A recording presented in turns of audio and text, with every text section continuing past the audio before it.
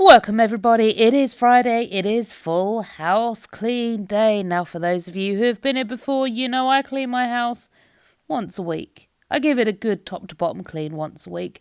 I do bits during the week and sometimes I'll do a second full house clean if I've got an extra day off of work or something like that. But it is guaranteed that once a week I'm going to give my house a full top to bottom clean. Now this isn't a deep clean. Sometimes it's not even a thorough clean, it's just a regular clean and tidy. A dust over, get the laundry done, get the rubbish thrown away. Sometimes I clean the windows. Most of the time I do our bedroom window and then I get bored cleaning windows. I don't do the rest of them. So yeah, if you are new here, then you know that. And if you're not new here, then you know that. If you are new here, now you know that now. So,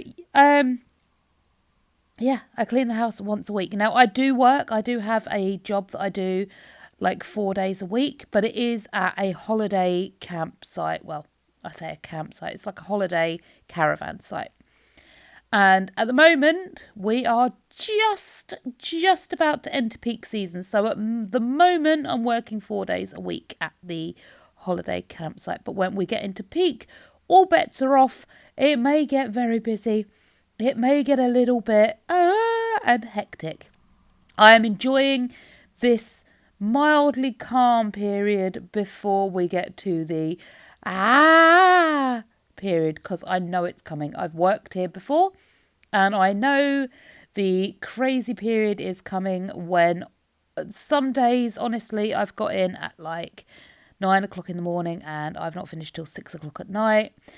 And it's just been go all the time. I love it. It's a fantastic job. It's hard work. And at the moment, there are wasps everywhere. And I'm really not enjoying that. But it's a great job. I love my job. And yeah, I can't wait for things to get busier. But with busy work life means busy house life too. I will be having minimum of 1 weekday, 1 weekend day off every week because that's kind of what I agreed when I started. I need those days off, and B, I still have to keep on top of stuff at home. Now I know there's a few of you newbies out there are going to ask, well, why doesn't someone else do it for you while you're at work? And well, because that just doesn't work for us. I mean, they do help out, don't get me wrong, they do help out. They will do laundry, they will do bits and pieces. But in all honesty, it just doesn't work for us. Dell, he's not overly interested in housework. He'll do the bits I ask him to do, and that's about all he wants to do. He's got other priorities. Yes, he helps, and I know his priorities should be his house, his wife, his kids, that sort of thing. And like I say, he helps out. But, you know, housework's not on the top of his list. To him, it doesn't matter whether our bed is made so everything's square and tucked in and all the pillows are neat, or whether the duvet's crumpled and his pillows are smushed. He doesn't care. And to be honest, most days, neither do I. Like I say, I clean the house once a week. So most of the time when we're going up to go to sleep, the bed looks like what we got out of it in the morning. You know, like the duvet is not tucked in and crisp. The pillows are certainly not nice, neat and tidy and that sort of jazz. So what you're seeing is me doing 1 day's worth of activity. Sometimes it's 2. Sometimes I do spread this over the course of 2 days because I just get tired and I can't be bothered. But in reality, cleaning the whole house takes me 2 hours if I do a clean like this. Obviously, if I do a less of a deep clean or more of a deep clean, it's going to take me longer either way. But it's like 2 hours of my life once a week. You know, it's not a lot.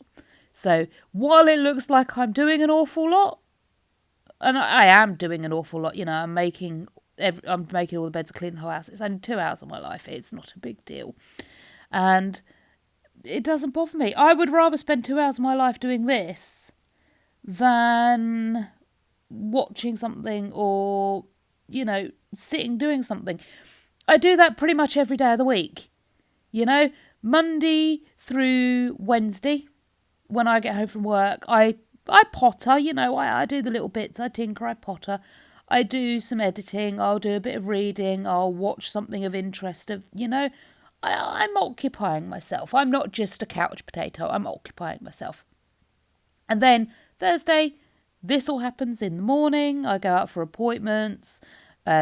Whatever I want to do during the day, I'll get that done Thursday as well. Sometimes we'll head off out somewhere, general day off type things. Housework, off out doing things. Friday, it's back to the normal of just pottering when I get home from work, doing the little bits if I can be bothered. If I can't be bothered, which some days, to be really 100% honest with you, I can't be bothered. Some days I just get home and I lay on the sofa and I'm just like, nope, I'm done. I don't put anything on my phone. I don't pick my book up to read. I just lay there and I absorb the silence and just relax. Although normally, to be fair, it's not silent for very long. Normally a tractor will go past, Woody will lose his marbles and my silence is broken. But you got to try, haven't you? So I do that some days. Normally on Fridays is going to be my relaxing, chill out, I just want to kind of sleep type days because it's the end of the week. Now, Saturday, that's normally like project day. We're going to be doing gardening or house decorating, shopping, that sort of thing. It's normally a hive of activity for the morning, and then by the evening, myself and Dell are ready just to chill out.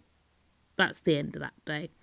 Then Sunday, some Sundays I'm at work, some Sundays I'm not. So it depends on which Sunday it is. But if I'm at work, I go to work and then do nothing when I get home on a Sunday.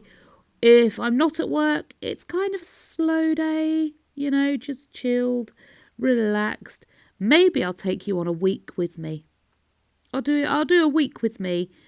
I need to get enough storage on my phone to film that for you. And obviously I won't be able to film myself in certain locations like at work. I'm not quite confident enough to film in the gym properly yet. Maybe I will, maybe, I don't know. But perhaps I could take you on a bit of a week along with me.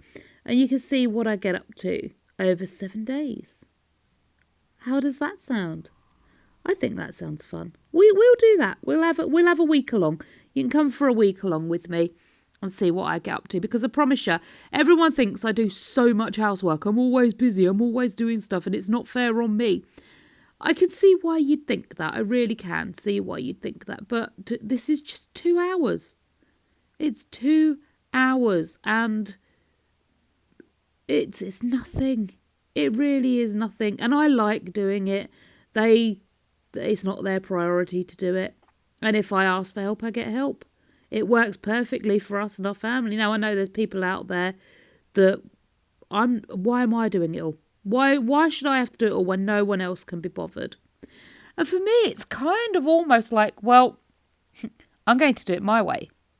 If I leave Dale to do all the housework and sort everything for me, he's going to do it his way.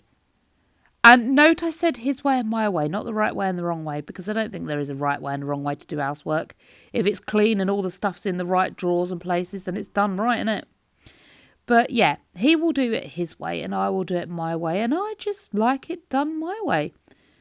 I can't expect him to do it my way when he's quite comfortable doing it his way. If I ask for help, there's no reason. Like, if I was asking him to do it a set way, for a set reason, then I would expect him to do it a set way for a set reason, because otherwise it makes no sense, And he would do it the set way. But if there's no set reason why it needs to be done that way, then I can't stop him doing it his way, It's his house too at the end of the day. It's his home, he lives here, and he has a right to do things his way, and I have a right to do things my way. And we basically just both reach a mutual, what's it called? Yeah, mutual one of those. Oh gosh, what is the word? A mutual understanding, a mutual agreement. That, this is my bit and I do it my way. Here's his cooking. He does the food shop because he knows what he's cooking. He cooks the meals because he knows what he's cooking. He plans the meals because he knows what he's cooking. I don't interfere in that. I don't come home from work and cook a meal. At best, if we're having one of my favourite dinners is gammon, egg and chips, and we get like a gammon joint. Now, for that to work while he's at work and I'm at home, I have to put it in the oven for him. That is the closest I come to cooking dinner, unless you want me to do a cooking video, and then obviously I'd do a bit more. But on the whole, on the general, I will put the oven on and let it warm up. And on the days we have gammon, egg and chips, I will put the gammon in the oven for him. Otherwise, it won't be cooked in time for us to eat it. But that's all I do. He does everything else. So my 2 hours a week of housework and a bit of pottering is easily equivalent to the same thing he does in cooking. What with the shopping, the prepping, the cooking, and that sort of thing. It's easy 2 hours of work that he does once a month. Which sounds really unfair when you say it that way. He does it once a month and I do it once a day. But his 2 hours are spread over the month. So every single day he has to cook us dinner. You know, he can't really get away with it. And if he wants to not cook us dinner, then he has to buy us like takeout. Unless I'm offering to buy takeout. And I do that sometimes because I am a big fan of takeout. I do like takeout. And I'm not fussy what takeout either. Chinese, Indian, pizza, fish and chips. I am game for the lot of it. I really am. I was going to say, I have to say my favourite would be, and then I realised I'd be lying, because I can genuinely not tell you out of which one of those 4 takeouts would be my favourite. I really can't. I mean, obviously different days I have different cravings for different foods. And like if it's a fish and chip day and you're taking me for a pizza, I'm going to be a little bit, I don't want this because I wanted fish and chips. But yeah, if someone said, I'm taking you out for like a takeaway or a takeaway, but an eating version of it, and I had no expectations of where we were going, I genuinely don't think I'd be bothered which restaurant we turned up at. Long as it was a nice restaurant. Chinese, Indian, fish and chips, pizza, I really don't care. Any of those 4. Now, I've never had any different. So I've never been to like Italian or Greek or any of that sort of a restaurant. But yeah. Oh, I want to show you this. So I hoovered with my shark, right? And then I went round with my little rubber broom and I gave the floors a good scraping. Now, I thought this carpet was going to be good for getting the dog hair up when I hoovered. Look how much hair I got up out of just my side of the bed. This is all dog hair. Now, I need to get Woody into a really good grooming schedule because this hair is making me crazy. Also, you've now seen the new hallway. At the bottom of the stairs, Woody likes to lay at the bottom, right at the bottom of the stairs, right up against that bottom step. And you can see like the dirt marks, well, not dirt marks, but you know, like the natural skin oils the dogs have got. You can see that on the stair and on the wall. So I've had to clean it off already, and you'll see that in the video because he's rubbing up against the walls and laying on that bottom stair. So I need to get him into a better grooming schedule. Well, I need to get him grooming. We bathe him when he gets particularly dirty or smelly, but he doesn't have like a schedule that he works to. So yeah, it's not like he's bathed once a week or once every 2 weeks or whatever. He's literally just bathed when we're like, oh, dog, woof, you niff, let's get you in the bath. So I want to get him on a proper schedule, but I've tried doing schedules and things like that, and then life laughs at me. I swear, I can lay there and I can hear it cackling away in the background. It laughs at me. It's like, you can't have a schedule. What, you think you can plan the dates and times you want to do things? I don't think so. And it puts a spanner in the works. Plus, honestly, I think you can only schedule so much of your life. Like fun events and surprises, by their very nature, you can't schedule them in, can you? You can't say, oh, next Thursday at 1 o'clock, I'm going to schedule an hour into my day for surprise events. I mean, you just can't do it, can you? So, I think, yeah, to some extent you can have a schedule, but then for me, it really upsets me. If I plan a schedule and I'm like, this is going to be my strict schedule, this is what I'm going to do every day at this time, rah, rah, rah. And if something comes along and puts a dampener on it, suddenly it's not great anymore. I'm not like, oh, well, never mind, we just move on to the next thing. I'm like, oh, I had a plan. There's no plan now. Plan is all broken. Oh, I can't be dealing with this. Everyone wants to try and ruin everything I'm doing because I wanted to do this and now I can't do that. And it all just goes wrong.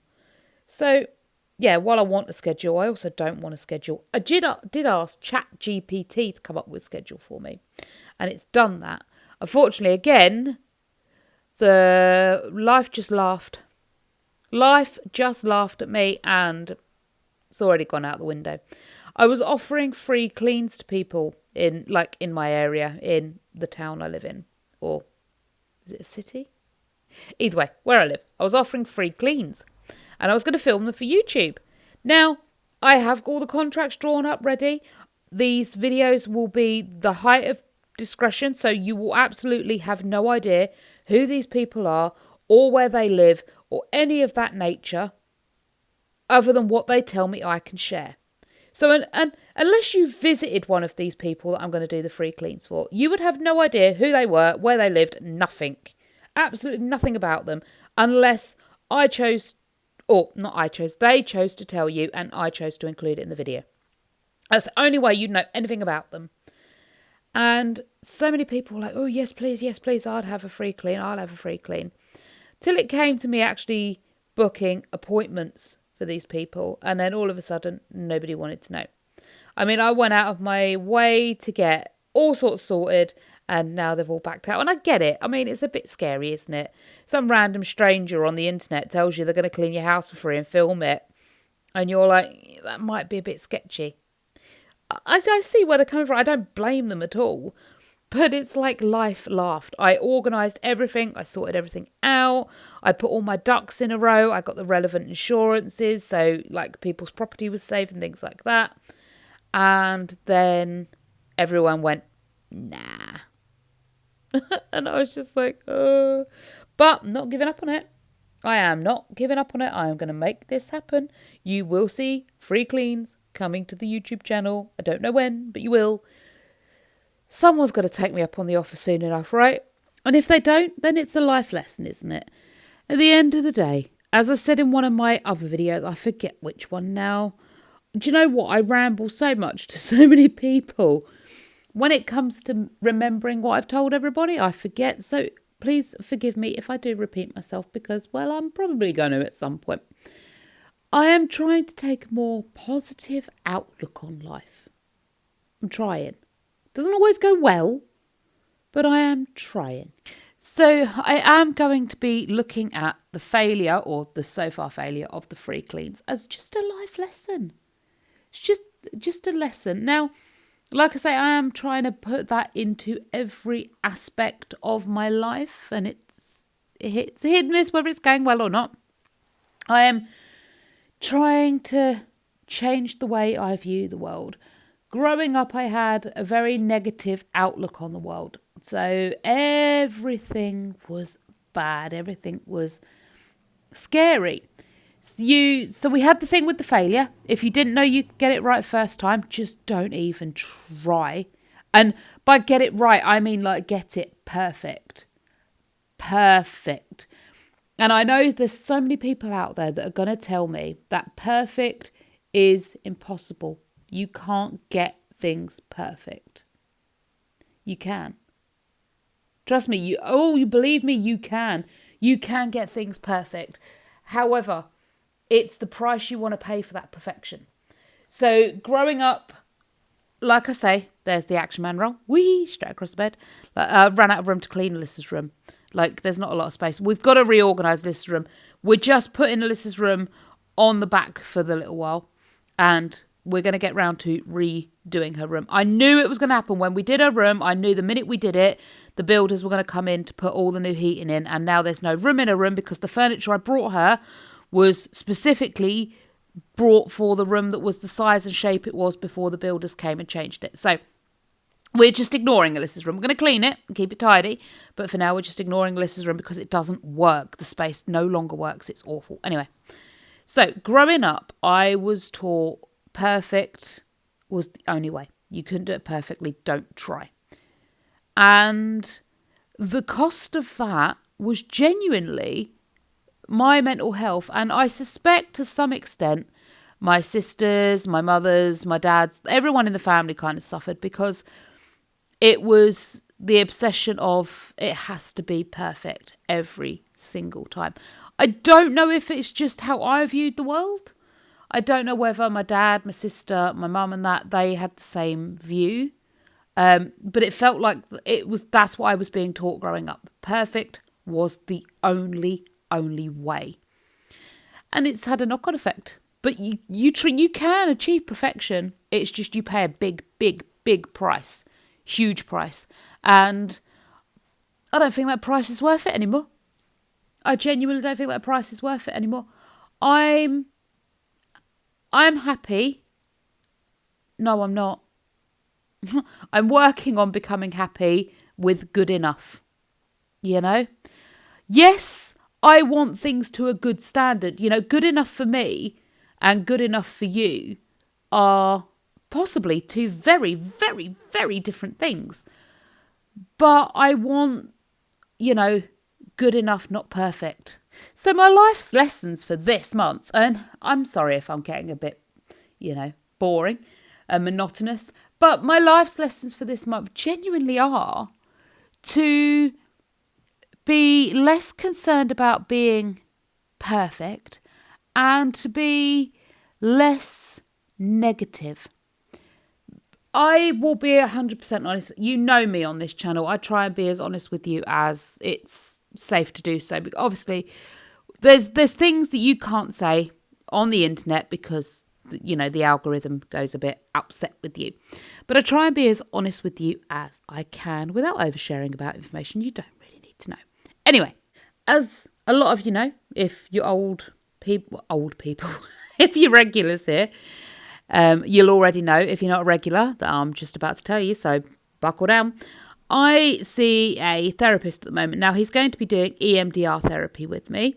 At the moment, we're just sort of, finding our feet, finding what I want from therapy and just sort of discussing things in general, getting a bit of a foundation built. So he was talking to me the other week and it came to light that I enjoy being negative. I like it. I love it, in fact. I am the queen of negativity. I very much enjoy it. I like the feeling of being negative. I like being angry and upset and annoyed and finding problems. I go looking for issues. I can't look at something and go, oh, that's nice. I look for the issue behind it and what I can get upset about and what I can get angry about. And he gave me some homework to do. And one of that homework, without going into too much detail, was to try and basically gentle parent myself and sort of tell myself that, you know what, it's okay to be angry at this certain situation that I'm not going to go into too much detail about because it involves other people who, haven't given me permission to share their details. But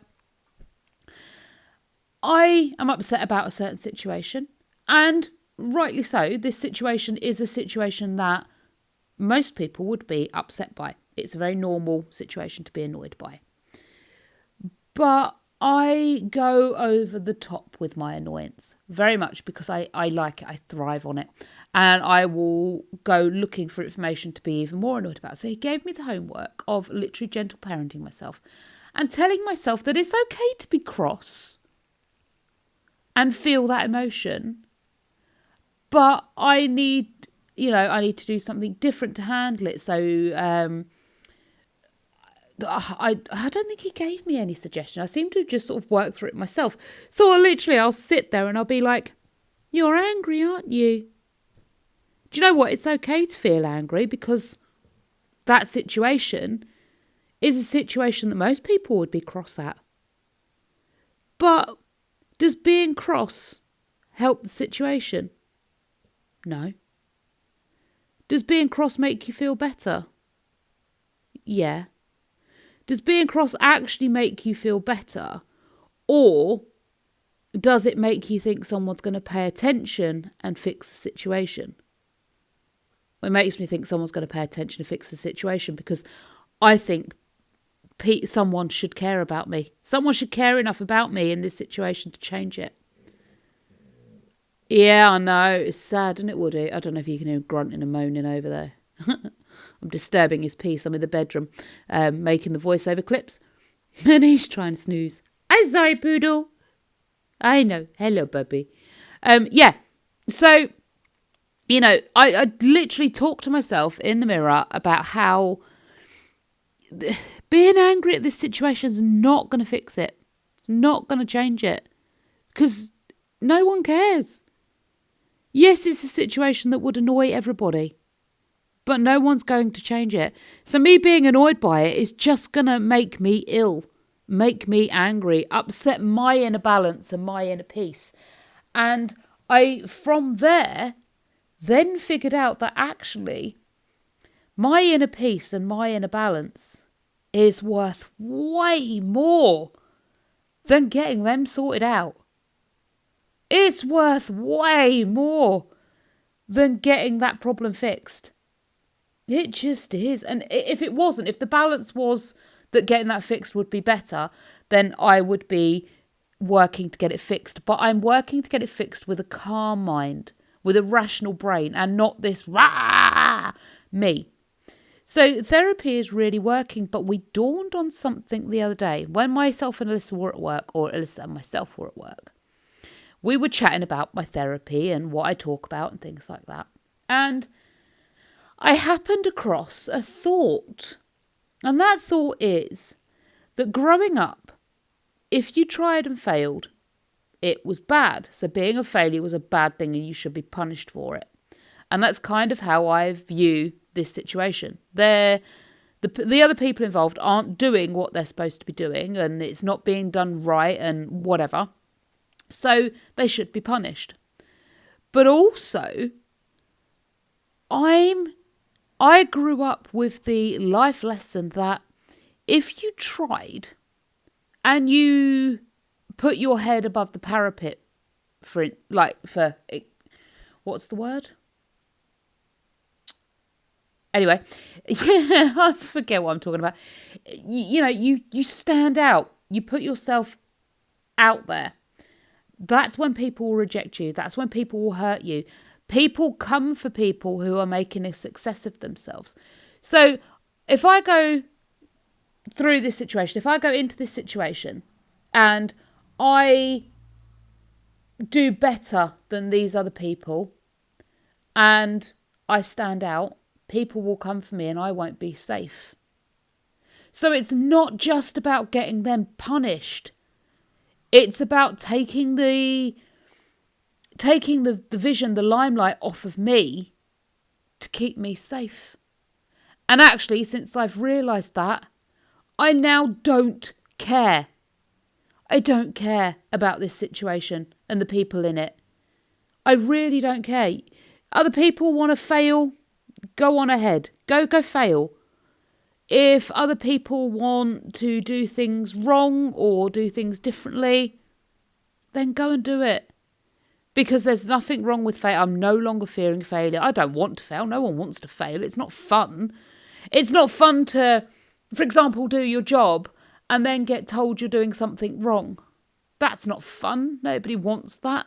Nobody wants to be in a relationship or, with a friendship and be told, you upset me, you hurt my feelings, you did a bad thing. No one wants that. But I'm not too scared of it anymore. I say too scared. I'm working on it. I really am working on it. But it's 42 years of knowing this fear. And now I need to undo that 42 years of fear. But my therapy man, hopefully he should help. He is absolutely wonderful. He's a very down-to-earth bloke. And he talks to me like a human being.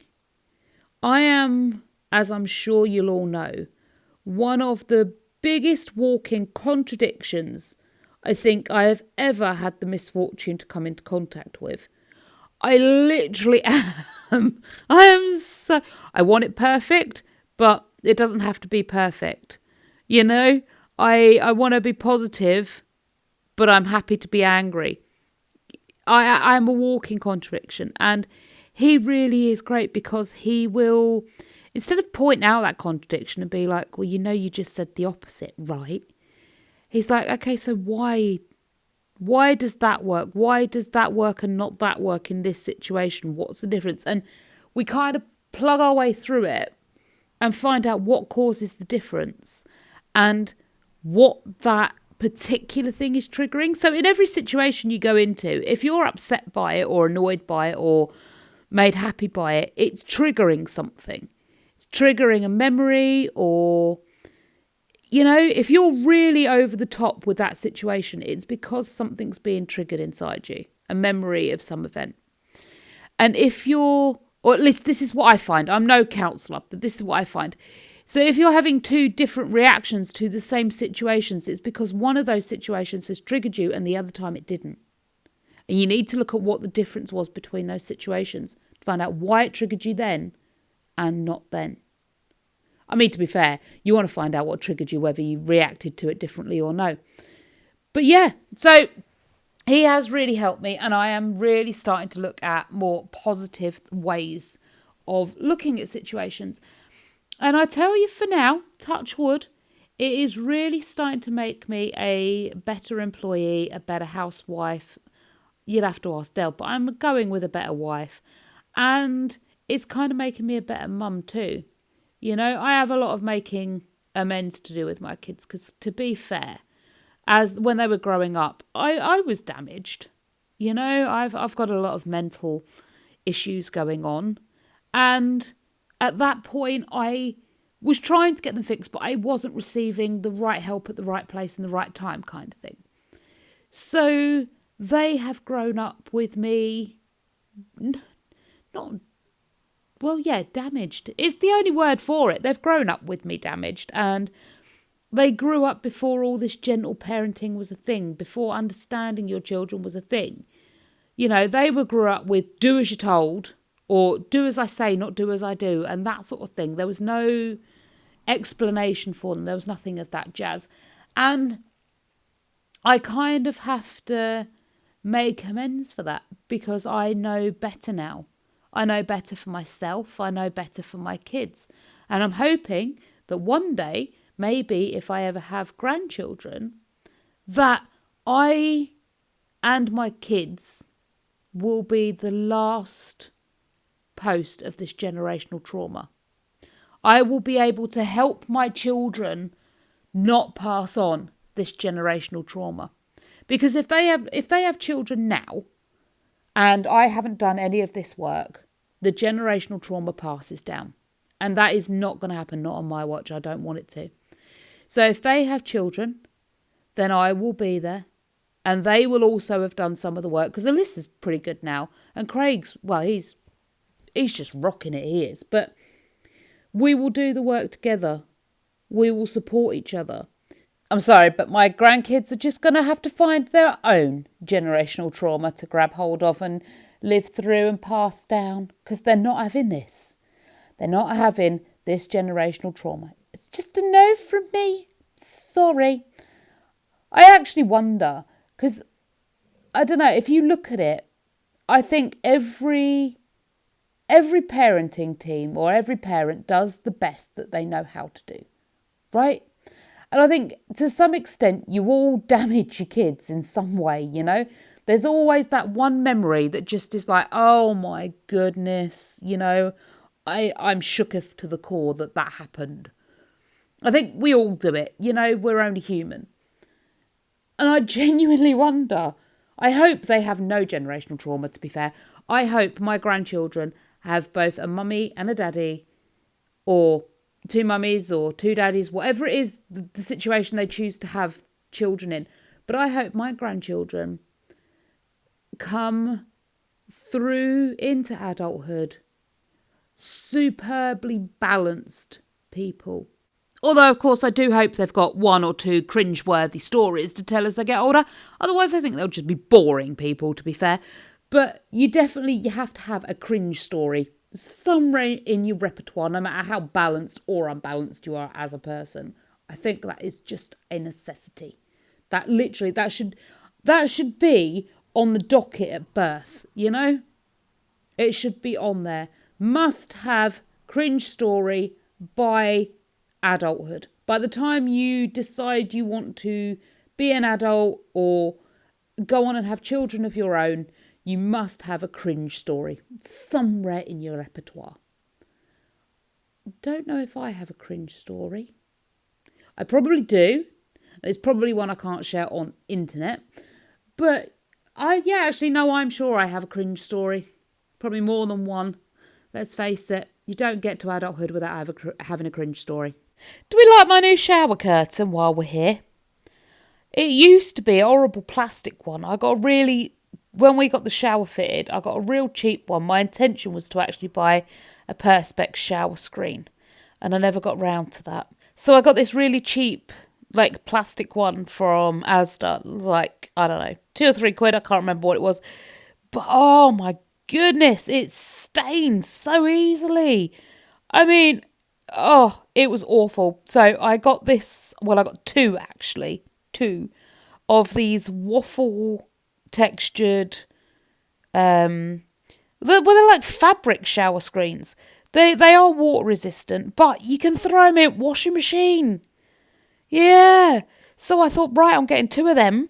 We can have one of those up, and then hopefully if I ever get myself on a cleaning schedule of any sort, once a week, switch them over, throw one in washing machine, stick the other one up, bada bing, bada boom. I've always got a clean shower curtain. Yeah. That bath mat, I stuck that in the mop bucket with bleach and bleached that down. That's nice and clean now. The mould has eaten into the rubber slightly on that mat, so it still looks in places like it's a little bit dirty, but it is stained into the plastic, which it doesn't bother me. There's no actual mould there, so I'll live with that. I'm happy with that. It's fine. I might get a new one at some point, but I doubt it. Maybe when they redo the bathroom, which I have to pester them about, actually. I do. We're not due till 26, 27. We're due to get a new kitchen, bathroom. Hopefully we won't have to wait that long, but who knows. I also have to go on to the Bloomin' Housing Association about our solar panels. They said 6 weeks. It's been a mite bit longer than 6 weeks while we wait for this. I'm guessing we're going to ring them and it'll be, we've run out of funding again. That's their usual excuse. We've run out of funding again. But we shall see. I have to give them a chance, don't I? I'll ring them and find out what's going on. And then I'll let you all know in next week's video. I just want the solar panels in. This air source heating costs a fortune to run. And we've been told we're getting solar panels for the last, I want to say 5 years. So it's been a while. I just need to get a week off work, really, so I can get all these things written in my diary. And I can just take one day to just go through the snag list, or a week where I can just go through the snag list of all the jobs I need to get done. Because the problem for me is I get one day off and I've got so much to do that I get overwhelmed and I just end up in, functional freeze they call it. I just do nothing because I've got so much to do and I can't get it all done. It's better I just don't do any of it, which is not really the way you should look at it. But it's kind of what happens. I just don't get anything done. I've got doctors to ring. I've got all sorts going on. And yeah, I never get round to it all. So I need to try and book a week off work. But we're about to head into peak. So I'm not really going to get anything sorted until maybe sort of October time. It's going to be a long while yet. But although Dell's getting 6-week holidays off because he cleans the school. So he'll have plenty of time off. Maybe I'll do him the snag list and he can work his way through it. But I don't know if he'd do that. Maybe I should try. I need to, there's lots and lots of little jobs that want starting, that want finishing, that need planning. There's so much needs doing. And the problem with me is I want it all done yesterday. I've no patience to wait while tomorrow comes for me to get things done. So I'll make the snag list, we'll work for them, and I'll make loads of videos of going through the snag list. I found some Astonished toilet cleaner. Now, it's pretty good stuff. It does the job. I'm yet to try it on like really bad limescale in the toilet. I'm thinking for the next couple of weeks, maybe. I'll clean the rest of the toilet, but I'm not going to put toilet cleaner down the inside of the bowl. And I'm going to try and let the limescale build up and see just how well it works on like really built up limescale, because I know it can get battered sometimes. Like if you haven't cleaned the inside of the toilet for a while, you can get like that brown limescale at the bottom. And I want to see how well the Astonish works on the limescale, because you all know me, I am a Harpic girl, true and true. I love the Harpic in the black bottle, and I want to see how this Astonish compares, because I love Astonish products. I know in this video I'm not using many Harpic products. I'm using up the Flora that Alyssa got me for Christmas. It's lasted me a while. We're in like month 7 now of the year, and I got this as a Christmas present. So yeah, I've used it quite well. But yeah, I am very much an Astonish type girl at heart, and I wanted to try the new toilet cleaner to see if it was as good as the Harpic. Because if it is as good as the Harpic, I shall convert. That is what I shall do. I was going to mop these floors, but as soon as I mop these floors, I can guarantee you someone will want to walk on them. So spray it with antibac, give it a good wipe. It'll be dry in minutes this way. I don't know, the mop seems to leave a lot more water down than I think it should. I don't know if everyone else's mops are the same, but mine certainly are. Oh, really bad for getting the floors wet. Oh, no matter how much you wring them out, the floors are wet for a good long time after I've mopped them. So knowing everyone was awake, hands and knees with a cloth and spray was probably the best way to do it, to be honest with you. Plus, I had got the mop bucket full of stuff to carry around the house. I'm going to get myself one of those really cool cleaning bags. That's what I want. I'm going to get a cleaning bag so I can have all my cleaning stuff in there, ready to go. All nice clean cleaning cloths. Just literally, I'll grab it out the cupboard and boff, I'm on my way, ready to get cleaning. Normally I just, like I say, I shove it in the mop bucket, or I run up and down the stairs getting bits when I need them. But that's not very practical, is it? I might even, I'd love that. I might invest in, you can get like a cleaning caddy that comes on wheels. You know, like you've seen them in airports or like with those business people. The little wheelie travel bag thingy-mabobbles that they've got, right? Well, why not get myself a cleaning caddy on wheels? On wheels. Oh, yeah, I would love that. Cleaning caddy on wheels. I could be mobile cleaning person. It is something I really want to do. So in the future, I would really, really like to have my own cleaning business. I would like to employ people to clean people's homes for them and offer that service. And I'd like to clean the homes too. I don't just want to manage the business. I want to clean the homes as well. And I think having a little wheelie mobile cleaning caddy would just be perfect. All my cleaners could have like mobile wheelie cleaning caddies, because it makes life so much easier getting to and from houses and things like that. If everything's just in this little mobile pull along thing, you just throw it in the car and off you toddle.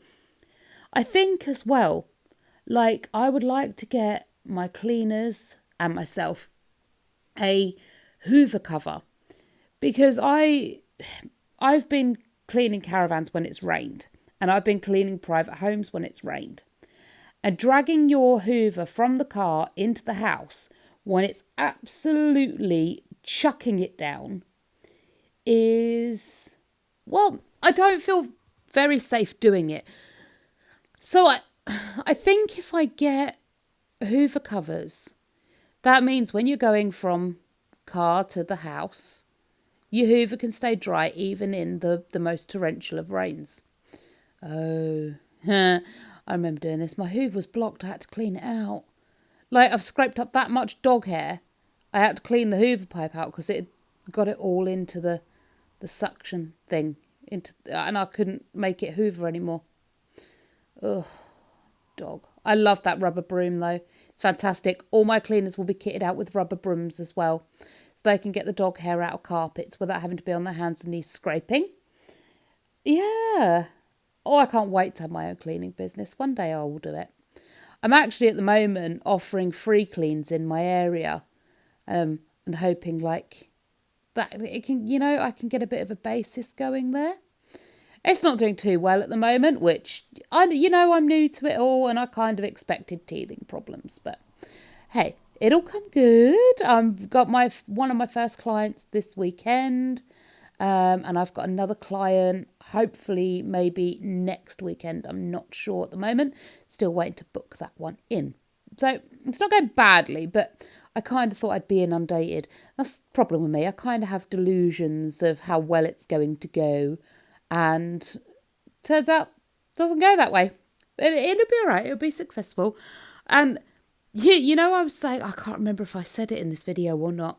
I was saying before, like, you make plans, right? And the universe laughs at you and changes everything you think, right? Well, I went to see my therapist today. So when I filmed I filmed the video content, then I filmed the voiceover in like the run up to posting the video on Friday for you guys. So it's currently Thursday while I'm doing this voiceover, and I've just got back from seeing my therapist. And I had ChatGPT plan out my week when I could see my clients, book people in, sort everything out, right? Yeah, that didn't work because my therapist now has changed the day he wants to see me. So I made sure that Thursdays was the day I had off work. Thursdays was the day I did not go to work. Thursdays was the day I could film, I could edit, I could see my therapist and do all that jazz that I needed to do. Now my therapist has changed the day. He wants to see me to a Tuesday. It's fine. I mean, I'm a 0-hour contract worker, so I can literally be like, right, I can't do that day anymore. I need to switch round to this day so I can have medical appointments. It's not a big problem, but I literally had a robot, or AI, which technically is a robot, right? I don't know. I think AI is like robots. Either way, I had an artificial intelligent machine, which I don't think they're that artificially intelligent. At the end of the day, they had to be programmed by like biological intelligence, unless they learn on their own. And then they are kind of artificial intelligent. But then what? Okay, we're going down a wormhole that I don't want to go down. Like, how is artificial intelligence different to us? If it learns on its own, we learn on its own.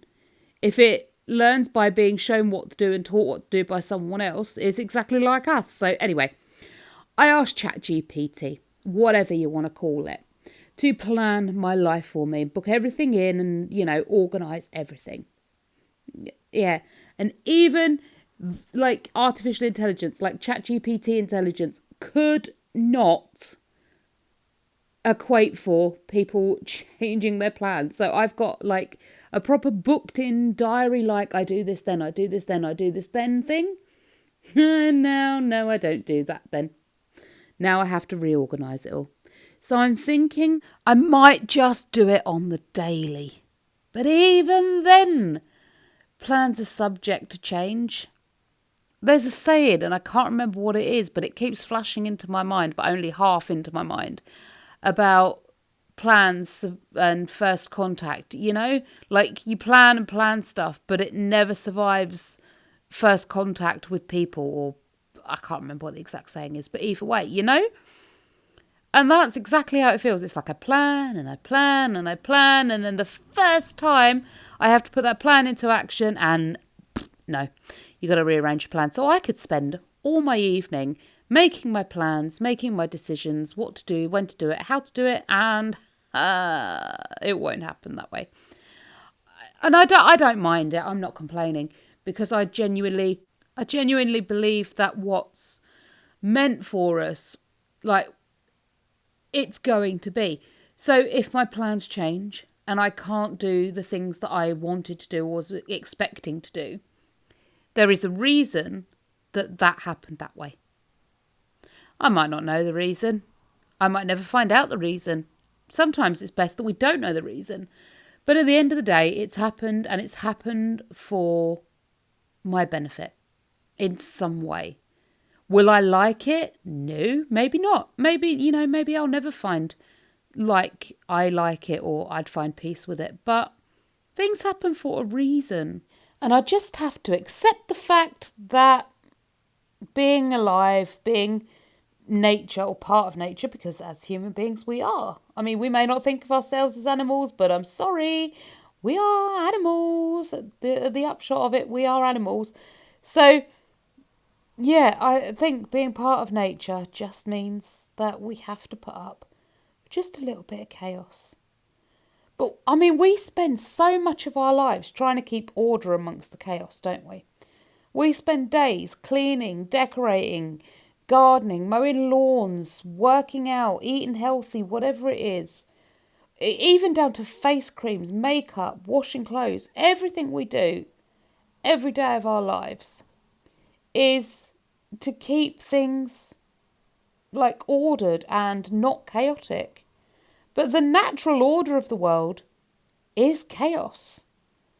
Like, a dog doesn't wake up every morning and like insist it does certain things. Well, mind you, that actually thinking on it, actually they do. Domesticated dogs do. I don't know about wild dogs. But is that something we've taught them? Like, do domestic dogs do what they do? Not because it's part of nature, but because we've taught them to do it. I honestly can't see wild cats, dogs and that sort of thing being obsessed because it's, I don't know, 4 o'clock in the afternoon, they have their dinner at 4 o'clock, or, you know, it's breakfast time, they need their breakfast and they have to sit by their bowl to get their food. I think we are now very much detached from nature. We like to think, oh, we're all natural, we only eat organic products. Oh, jigging away to something, clearly very excited by some sort of music dancey song. I don't know what it was, but clearly it made me happy. Anyway, back to the point. We like to think of ourselves as natural. We use natural products, we do natural things, we try and be as natural as possible, right? But I think we are very, very detached from nature. If you look at the human species, we are really far detached from nature. And I'm not saying that's a good thing or a bad thing or any of that jazz. It just, to me, it seems like a thing, really. You know, we try so hard to keep order when the natural order is chaos. We try so hard to stop time passing when the natural order is time passing, regeneration, and that sort of thing. But we spend so long trying to fight that. We spend hours and days trying to be as natural as possible, while at the same stance spending hours and days and a small fortune trying to be as far from nature as possible. No wonder we're a confused species and a lot of us suffer with issues. We are so confused. Do we want to be natural or do we not want to be natural? And like I say, I'm not getting at anybody. If you enjoy organic carrots, then have at it. If you think they're better for you, maybe they are better for you. I don't know. I'm not a scientist. I've not studied it. And I wouldn't know the difference between an organic carrot and a non-organic carrot if I was eating it. So I have no judgment over those people out there that eat organic, drink organic, use organic stuff, wear organic clothing. To be honest, I would like to be more natural in my lifestyle and my approach. But it's not really going to happen for me. I like the fake stuff. I like the synthetic smells. I like the laundry detergents and the scent boosters that make my laundry smell. Well, they smell pretty, but they're fake. It's fake smell, isn't it? My laundry wouldn't naturally smell like meadow flowers. And I'm sorry, I've never walked through a meadow and smelt meadow flowers that smell like some of the scent boosters or fabric softeners they claim. Like, I've got a lavender wash detergent. Lavender's never smelt like that to me. So I like the fake stuff. I'm very much for the fake stuff, but I do like to eat clean, healthy, organic where I can. I mean, to be fair, I'm a big fan of the processed stuff too. I am one of those nice walking contradictions. I don't want to eat that because that's not natural or organic and healthy, but I'm happy to eat that because that's not healthy, natural or organic. So I'm one of those confused people too. I will take the herbal supplements that have been heavily processed and made by a company But heaven forbid I actually eat a vegetable once in a blue moon. You know, I'm the sort of, that's me. Yeah. Oh, I brought some magnesium tablets, right? And it said they're all organic. There's none of those talc fillers, none of this nasty jazz, right? And I was like, oh, wow, brilliant. So it's all natural and there's none of those nasty fillers, none of that nasty jazz. Excellent. It's all natural product. Fabulous. Love it. Gonna buy it. When was the last time Mother Nature made like one of those, I say plastic capsules, but they're not plastic, are they? They're like gelatiny kind of hard gelatiny. You know the ones I mean, right? When was the last time you nipped out and Mother Nature had made one of those hard plasticky capsule things? I certainly don't remember seeing a hard plastic capsule bush. But let's say for instance, for argument's sake, that product is completely natural. Why did I go for that product over, say, eating the real thing? Because that product has still been processed, right? And all these people get upset about you should avoid processed food. Well, to some extent, I agree with you. But all our food is processed in some way or another. And those capsules, those healthy capsules, had been processed because I'd never seen in Mother Nature the vitamins and minerals looking like that. So they must have been processed some way. So why didn't I just eat the real fruit and veg? So I'm just like everybody else. I'm not having a go at anybody. I mean, I'm here talking about health foods while you watch me snarf down Lindor chocolate. It's dark chocolate, if that makes anyone feel any better. Certainly made me feel better after having 2 of them. I ate the whole box over the course of a week. It was lovely. But yeah, I am not having a go at anybody who eats clean and natural. I'm simply just pointing out the fact that while we try and live as naturally as possible, most of us, if not all of us, are out here also living pretty fake lives with our fake heating and our fake cooling and our synthetic clothing or our synthetic foods that have been through processes. I mean, how many of us have actually just been out and had a nibble on, like, I don't know, a lentil in the wild? I don't know if you get lentils in the wild, but you know what I mean?